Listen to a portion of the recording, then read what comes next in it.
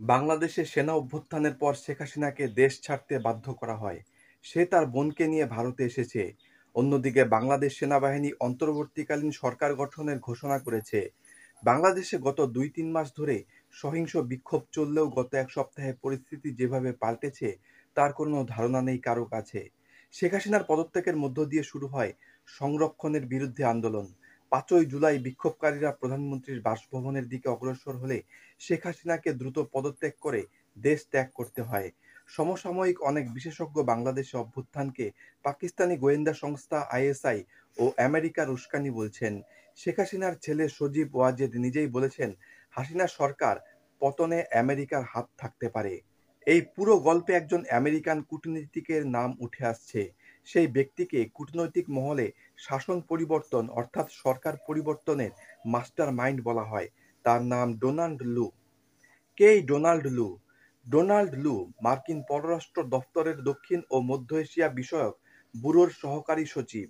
সোজা কথায় বলতে গেলে দক্ষিণ ও মধ্য এশিয়ায় আমেরিকার নীতি কী হবে এবং কিভাবে তা বাস্তবায়িত হবে তার দায়িত্বভার ডোনাল্ড লু এর কাঁধে।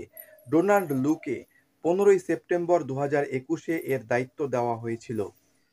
এর আগে তিনি 2018 থেকে 21 পর্যন্ত কিরজিস্তান মার্কিন রাষ্ট্রদূত এবং 2015 সাল থেকে 18 সাল পর্যন্ত আলবেনিয়ার রাষ্ট্রদূত ছিলেন।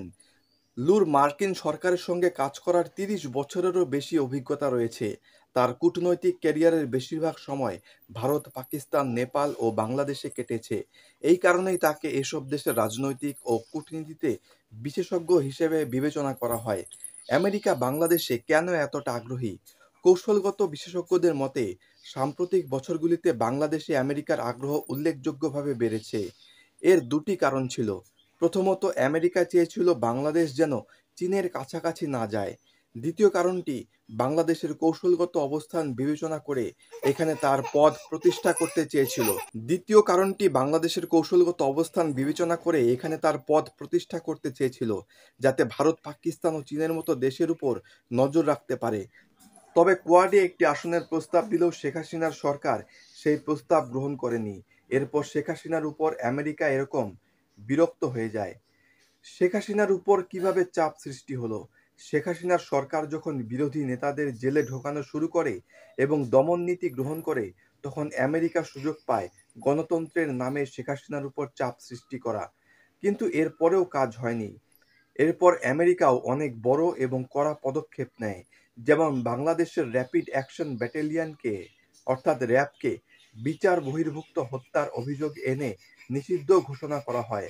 হাসিনার সঙ্গে যুক্ত অনেক ক্ষমতাধর ব্যক্তিকেও নিষিদ্ধ করা হয়। এত কিছুর পরেও মাথা নত করেনি শেখ হাসিনা সরকার। কৌশলগত বিশেষজ্ঞদের মতে আমেরিকার নির্দেশে সাম্প্রতিক বাংলাদেশের নির্বাচনে বিএনপি সহ অন্যান্য বিরোধী দল অংশ নেয়নি। এর পেছনে উদ্দেশ্য ছিল শেখ হাসিনাকে নির্বাচনে অনিয়মের অভিযোগ এনে সরকার গঠন করতে দেওয়া হবে না এবং কাঙ্ক্ষিত সরকার গঠিত হবে। যাই হোক, শেখ হাসিনা ক্ষমতায় ফিরে আসেন এবং এখান থেকেই আমেরিকা তার অভ্যুত্থানের পরিকল্পনা করে। বাংলাদেশের সাধারণ নির্বাচনের ঠিক আগে ডোনাল্ড লু সেখানে গিয়েছিলেন এবং হাসিনা ক্ষমতায় ফিরে আসার পর আবারও সফর করেছিলেন। জানা গেছে সাধারণ নির্বাচনের পর তিনি বাংলাদেশে একাধিক গোপন বৈঠকও করেছেন। কৌশলগত বিশেষজ্ঞদের মতে নির্বাচনের আগে ও পরে ডোনাল্ড লুয়ের বাংলাদেশ সফর সরকার পতনে আমেরিকার হাত থাকার বিষয়টিকেও শক্তিশালী করেছে। তো বন্ধুরা, এই বিষয়ে আপনার কি মতামত তা কমেন্ট করে অবশ্যই জানাবেন।